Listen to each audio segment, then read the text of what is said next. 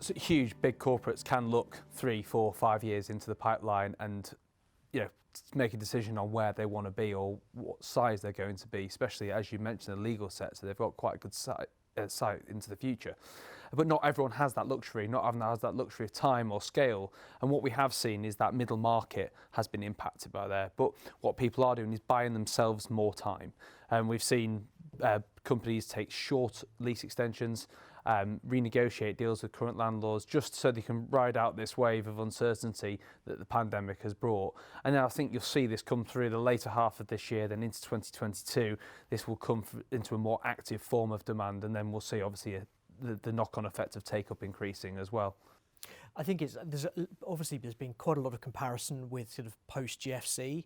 And I think what's really interesting in the here and now is that, as you say, those requirements have either been put on hold and paused for a short period of time, or re-gears have been relatively short-term, which is unlike that kind of post-GFC world where we saw longer-term extensions and occupiers properly kicking the can down the road. So I think that demand is going to come back, and when it does, it's going to be really exciting.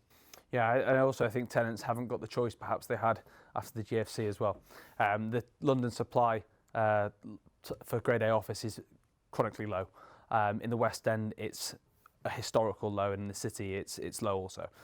So they don't have that luxury of choice, especially if they're making big decisions around well-being, ESG, using their real estate as a vehicle for change, whether that's sort of on a corporate scale or a cultural scale as well. So, if you want to make an impact, you're going to have to choose relatively soon. One sector of the market that has been relatively buoyant is the sub 5,000 square foot market though.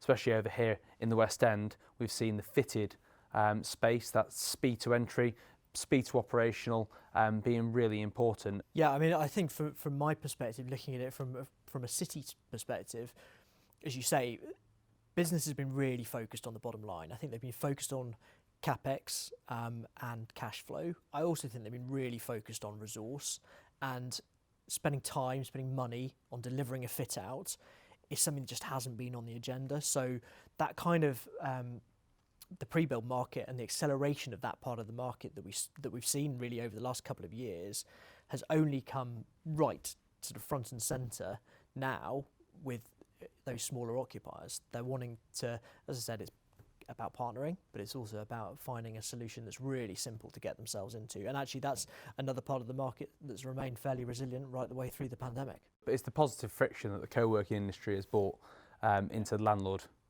market. People have had to up their game, offer more curated spaces, more tenant amenity and amenity-rich environments that are well designed. And we're seeing that come through in larger schemes when we're in the design stage as well. So it's a consideration not just for the smaller occupier, it's now bleeding into the larger scale of the market as well. Yeah, and I think the amount of space that's been delivered on this basis has really escalated as well. So I think where occupiers kind of pre-pandemic would go, right, we're going to focus on flex or we're going to focus on conventional. Now they're going to twin track those searches, and we're definitely seeing, aren't we, that you've got occupiers who'll look at the flex model, they'll look at the conventional pre-build model, and they'll compare like with like. And indeed, there's a lot of our clients who are responding positively to that. Part of the obvious short-term health and safety aspects that has impacted us because of COVID, people have been asking me, what do we need to do to make our buildings right for the COVID world? Quite a strange dynamic, but a lot of these things were already being designed into office buildings of the future. Anyway, whether that's contactless entry points, whether that's more health and well-being, whether that's a focus on education or communal spaces. A lot of that was already in trend. Yeah, I think for occupiers, it goes back to what we were talking about earlier. The office is going to need to work a bit harder to attract people back into it, to invest in that commute. But I think we're sitting in lots of design meetings at the moment, and some of the stuff that's coming out on these projects is really interesting in terms of the focus on design and amenity and sustainability. And they're all going to be really important factors for occupiers going forward. Yeah, I think sustainability is one of those that has been, because of the pandemic, been massively fast-tracked to the front of the queue as well.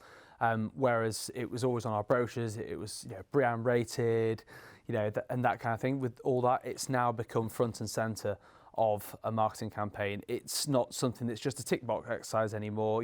When we're doing, at the moment, virtual presentations at the most, it's something we're getting quizzed about a lot more. And so I don't think it's something that the industry can just pay lip service to anymore. I think it's here and here to stay. And now it's become a competitive place of who can be the best and tick those sustainability credentials. I mean, a lot of corporates are setting themselves high benchmarks on their carbon commitments going forward. The best way they can influence that is through their real estate. I think for me, the pandemic has made us realise how the fragile state of the world that we live in, and actually all it's done is it's brought a point of sustainability, wellness, and all of those great things to a head.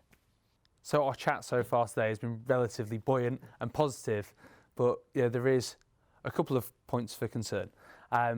We're getting asked a lot, and we're tracking in a lot of forensic detail the tenant release element of the market. That's something that we're watching carefully, and we still think it's got some evolution to go.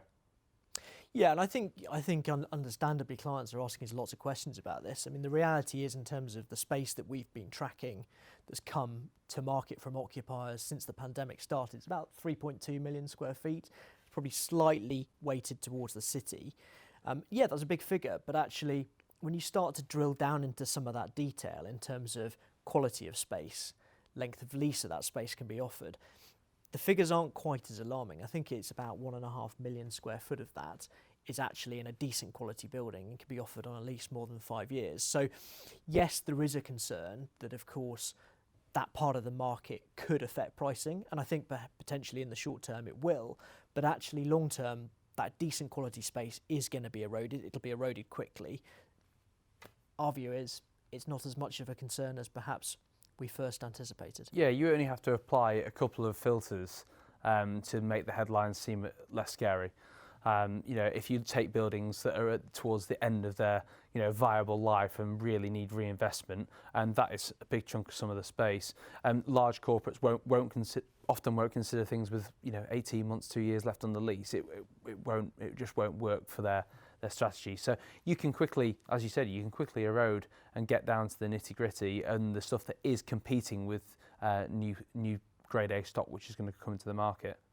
You only have to look at that example of Netflix deal at the Copyright Building. The Fitzrovia submarket looked kind of overexposed in terms of the amount of tenant release space that was on the market. One deal completely swings that the other direction.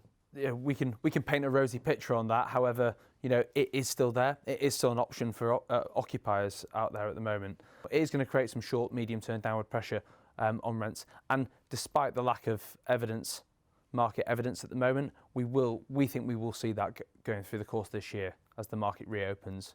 Yeah, I mean, the reality is, in terms of pricing and our predictions and views on where pricing will get to, we are going to see reductions in rent across all submarkets through to the end of the year. But I think the recovery, and in terms of the speed of the recovery, is very much linked to what you were talking about earlier, which is that supply side story. So supply relatively tight, pipeline very tight, and actually when you combine that with a real focus on quality of stock, occupiers are going to be increasingly focused on that stock, and actually that's going to affect prime pricing in a positive way. Yeah, and I think we will see a really positive recovery towards the end of this year and going into 2022. Yeah, you're standing here now, vaccines being rolled out, with lockdown restrictions in place, the reality is that viewing levels are low. And I think we'll find that the kind of transaction volumes are going to be low in the first half of the year. But actually, as those are eased and as we start to see more traction in the market, it's going to be really exciting. And I think it will pick up towards the end of the year. Going into 22, it's going to be an exciting place to be.